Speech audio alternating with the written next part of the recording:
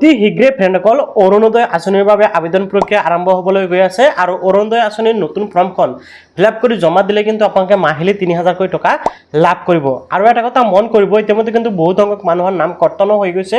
গতিকে যিসকলৰ নাম কৰ্তন হৈছে সেইসকলে কিন্তু আকৌ নতুনকৈ আবেদন কৰিলে অৰুণোদয় আঁচনিৰ টকা লাভ কৰিব। আৰু নতুনকৈ অৰুণোদয় যিসকলে নেকি টকা অলৰেডি পাই আছে সেইসকলে হয়তো আবেদন কৰিব লগা হ'ব পাৰে। এতিয়ালৈকে আপডেটটো অহা নাই, গতিকে আপডেটসমূহ পাই থাকিবলৈ অৰুণোদয় আঁচনিৰ বিষয়ে আপোনালোকে চেনেলটো ছাবস্ক্ৰাইব কৰিব। তো ফৰ্মটো আপোনালোকে কেনেকৈ ফিলআপ কৰিব সেয়া মই প্ৰথমত আপোনালোকক দেখুৱাই আছোঁ। তাৰপিছত আপোনালোকে ফৰ্মটো কেনেকৈ ডাউনলোডিং কৰিব পাৰিব সেয়াও জনাম।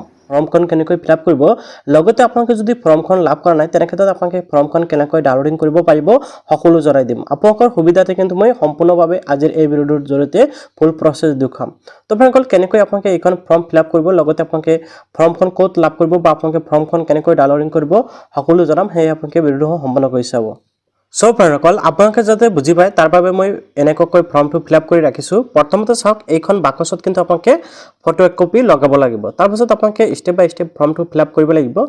তো প্ৰথমতে সোধাইছে are you an existing beneficiary under Arunodoi scheme. যদি আপোনালোকে আগৰ পৰা অৰুণোদয় আঁচনিৰ টকা লাভ কৰি আছিল তেনে ক্ষেত্ৰত আপোনালোকে এই যিটো বাকচ দেখিবলৈ আছে প্ৰথমটোত আপোনালোকে টিক কৰিব। মই যিজন ব্যক্তিৰ বাবে মানে মই এইটো এটা ডেমো বনাইছোঁ, ডেমো ফৰ্ম বনাইছোঁ। আপোনালোকে কিছুমান ঠাইত ডেমো দেখিবলৈ পাব। মই নিউ এপ্লাই কৰি আছোঁ, যাৰ বাবে মই নো অপশ্যনত ক্লিক কৰি দিছোঁ। আপোনালোকে যদি আগৰ পৰা পাই আছে তেনে ক্ষেত্ৰত জাষ্ট ইয়েছ কৰিব। বাকী ডিটেইলছসমূহ কিন্তু আপোনালোকে ছেম টু ছেম একেধৰণে দিব লাগিব। জাষ্ট প্ৰথম যিটো option are you an existing beneficiary, আপোনালোকে জাষ্ট এই অপশ্যনটো দুই ধৰণৰ হ'ব পাৰে, ঠিক আছে। বাকীসমূহ ছেম প্ৰচেছতে হ'ব। তাৰপিছত ইয়াতে আহিছে ৰেচন কাৰ্ডৰ নাম্বাৰ। আপোনালোকৰ ৰেচন কাৰ্ড নিশ্চয় আছে আৰু আপোনালোকে সকলোৱে জানে যে ৰেচন কাৰ্ড নথকা পৰিয়ালে কিন্তু এতিয়াৰ পৰা অৰুণোদয় আঁচনিৰ সুবিধা লাভ নকৰে। গতিকে আপোনালোকৰ ৰেচন কাৰ্ড থকাটো বাধ্যতামূলক যদি আপোনালোকে অৰুণোদয় আঁচনিৰ বাবে আবেদন কৰিব বিচাৰে, আৰু আপোনালোকে ইয়াতে কিন্তু ৰেচন কাৰ্ডৰ নাম্বাৰটো বহাব লাগিব। তাৰপিছত ইয়াতে আহিছে ডিষ্ট্ৰিক্ট। আপোনালোকৰ যোনটো ডিষ্ট্ৰিক্ট হয় আপোনালোকে ডিষ্ট্ৰিক্টৰ নেমটো বহাব। এণ্ড ইয়াতে আহিছে আপোনালোকৰ LAC নেম, আপোনালোকৰ বিধানসভা সমষ্টিৰ নেম আহিছে, আপোনালোকে এইটো দি দিব।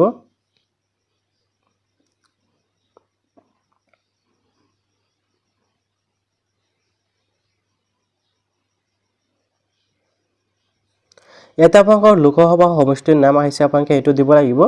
এণ্ড আপোনালোকে এতিয়া দিব লাগিব নাম্বাৰ 1ত আপোনালোকে দেখিবলৈ আছে এপ্লিকেণ্ট ডিটেইলছ, অৰ্থাৎ যোনজনৰ বাবে এপ্লিকেণ্ট কৰি আছে সেইজনৰ ডিটেইলছ এতিয়া আপোনালোকে ষ্টেপ বাই ষ্টেপ দি যাব লাগিব।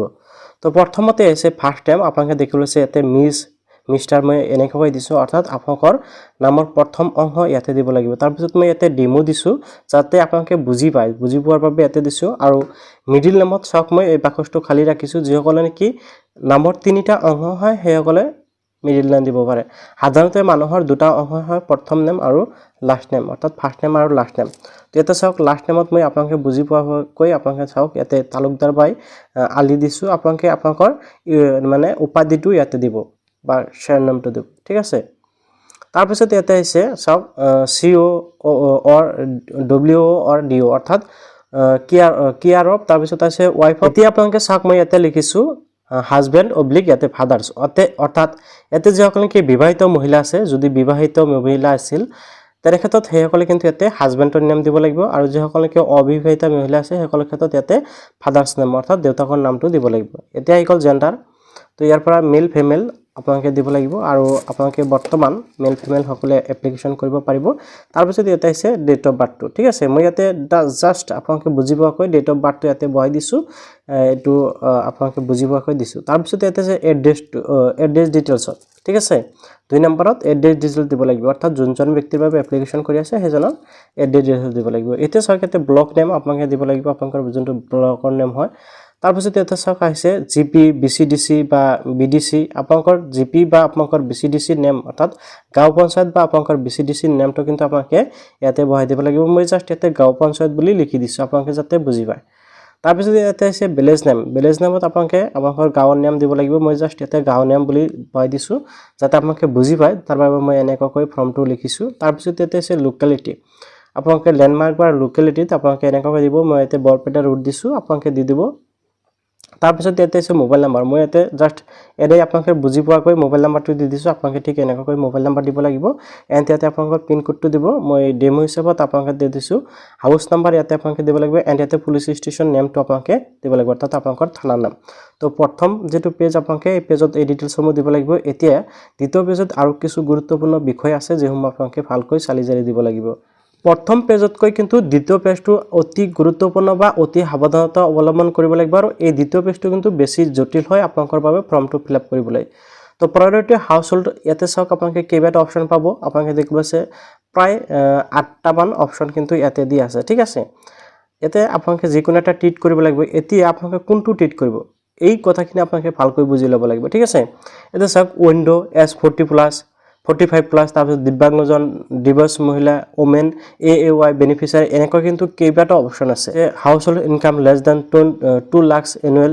তো এনেকৈ কিন্তু কেইবাটা অপচন ইয়াতে আছে তো ইয়াৰ পৰা আপোনালোকে বিচাৰি ওলাব লাগিব যে আপোনালোকে কোনটো পৰিয়ালৰ পৰা বিলং কৰে বা আপুনি যে অৰুণোদয় আঁচনিৰ বাবে এপ্লাই কৰি আছে আপুনি কোনটো বিভাগৰ পৰা বা কোনটোত আপোনালোকে সিলেক্ট কৰিব লাগিব যাৰ জৰিয়তে আপোনালোকে অৰুণোদয় আঁচনিৰ বাবে যোগ্য বুলি বিবেচিত কৰা হৈছে তাৰপিছত ইয়াতে আপোনালোকৰ বেংকৰ ডিটেইলছ দিব লাগিব একাউণ্ট ডিটেইলছ সমূহ দিব লাগিব প্ৰথমতে আছে ইয়াতে বেংক একাউণ্ট নাম্বাৰ আপোনালোকে একাউণ্ট নাম্বাৰটো ধুনীয়াকৈ দিব যাতে আপোনালোকে বুজি মানে ভুল নকৰে তাৰপিছত ইয়াতে আছে বেংক নেম মই জাষ্ট SBI লিখি দিছোঁ আপোনালোকৰ যোনটো বেংক হয় আপোনালোকে এটো দিব তাৰপিছত বেংকৰ ব্ৰাঞ্চৰ নেম আপোনালোকৰ যোনটো বেংকৰ ব্ৰাঞ্চৰ নেম হয় আপোনালোকে এই ডিটেইলছসমূহ কিন্তু আপোনালোকৰ বেংকৰ যিখন কি পাছবুক আছে আপোনালোকৰ একাউণ্টৰ পাছবুক আছে সেই পাছবুকখনত কিন্তু আপোনালোকে ডিটেইলছসমূহ পাই যাব তাৰপিছত আছে IFSC কোড আপোনালোকে দিব লাগিব তাৰপিছত ইয়াতে চাওক bank passbook front page attach আপোনালোকে এটো ইউজ কৰিব আৰু আপোনালোকৰ বেংকৰ পাছবুক কিন্তু কি কৰিব ফটো ষ্টেট কৰি এই ফৰ্মখনৰ লগত এটা গাঁঠি দিব বাকি যিসমূহ ডকুমেন্টছ আছে সেইসমূহৰ লগত দি দিব এটো আপোনালোকৰ বাবে খুবেই ভাল হ'ব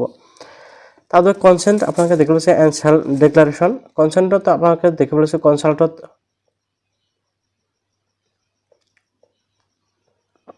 কনসেন্ট ফৰ আধাৰত আপোনালোকে দেখিবলৈ হৈছে তো ইয়াতে আপোনালোকে অলৰেডি এইখিনি লিখাই আছে আপুনি জাষ্ট মাই আধাৰ নাম্বাৰটো আপোনালোকে এই বাকচত আধাৰ নাম্বাৰটো দিব লাগিব মই আপোনালোকে বুজি পোৱাকৈ জাষ্ট এনে নাম্বাৰ এটা পাই দিছোঁ তাৰপিছত ইয়াতে চাওক ভোটৰ আইডি কাৰ্ডৰ নাম্বাৰ ইয়াতে চাওক কনসেন্ট আপোনালোকে ভোটৰ আইডি এণ্ড ৰেচন কাৰ্ড খুজিছে তো আপোনালোকে ইয়াতে ভোটৰ আইডিটোৰ নাম্বাৰটো দিব লাগিব অৰ্থাৎ মাই ইপিক নাম্বাৰ ইজ এই বাকচত আপোনালোকৰ ভোটৰ আইডি কাৰ্ডৰ নাম্বাৰটো দিব লাগিব তাৰপিছত ইয়াতে সেল্ফ ডিক্লাৰেশ্যন সেন্ড আপোনালোকে এটো ইউজ কৰিব আৰু এই তলত কিন্তু আপোনালোকে ইয়াতে আপোনালোকে সাইন এটা মাৰ দিব জাষ্ট মই আপোনালোকক বুজি পোৱাকৈ এনে দি থৈছোঁ সহি বুলি লিখি দিছোঁ আপোনালোকে ইয়াতে আপোনালোকৰ সহিটো কৰিব লাগিব ইয়াৰ লগতে আৰু এখন ফৰ্ম আপোনালোকে গাঁঠি দিব লাগিব ঘোষণা ফৰ্ম এতিয়া আপোনালোকে যাতে বুজি পায় তাৰ বাবে মই এনেকৈ দিছোঁ তো এটো চাওক শ্ৰীমতী আছে ইয়াতে যিকোনো এটা টিক লগাব লগতে এই বাকচত আপোনালোকৰ নাম দিব লাগিব আপোনালোকে এইখন ফৰ্ম যে মই লিখিছোঁ এই হিচাপত চালে আপোনালোকে বুজি পাব তাৰপিছত ইয়াতে কন্যা পত্নী এনেকৈ আহিছে মাৰফত তো ইয়াতে স্বামীৰ নাম বা দেউতাকৰ নাম আপোনালোকে এই বাকচটোত দিব আৰু আপোনালোকে যাতে বুজি পায় তাৰ বাবে মই কি কৰিম এই যিখন ফৰ্ম এইখন ফৰ্ম কিন্তু মোৰ টেলিগ্ৰাম প্লাস মোৰ